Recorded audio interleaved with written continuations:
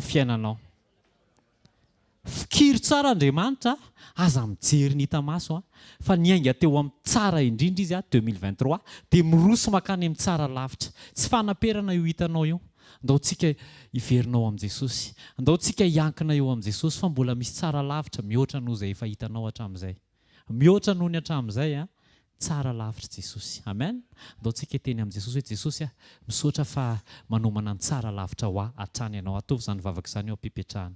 Raha amin'ny anaran'i Jesosy misaotra fa manomana ny tsara lavitra ho anay hatrany ianao. Ny farananao ny 2023 niaraka tamin'ny fahatsarana fa mbola nampidirinao amin'ny 2024 izay mihoatra noho izay hitanay tamin'ny farany 2023 satria ilay tsara lavitra ao am-ponao no sokafanao ho anay tsirairay avy. Raha amin'ny anaran'i Jesosy mitenena foana aminay fa mangetahetanao mihoatra izay tsirairay avy mankasitraka ray amin'ny anaran'i Jesosy.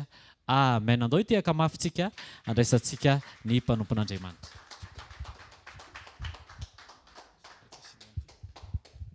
Tain'i Jesosy tsika rehetra tena ho baolina nety any aty ho antsika tsirairay avy. Amen.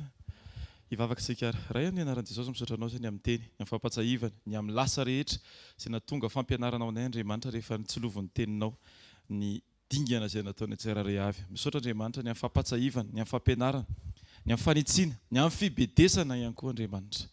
Satria ilainay izany Andriamanitra mba ahafahanay maharaka ny sitraponao sy manaraka ny sitraponao mandeha araka ny teninao. Ny voninahitra teo anao Jesosy.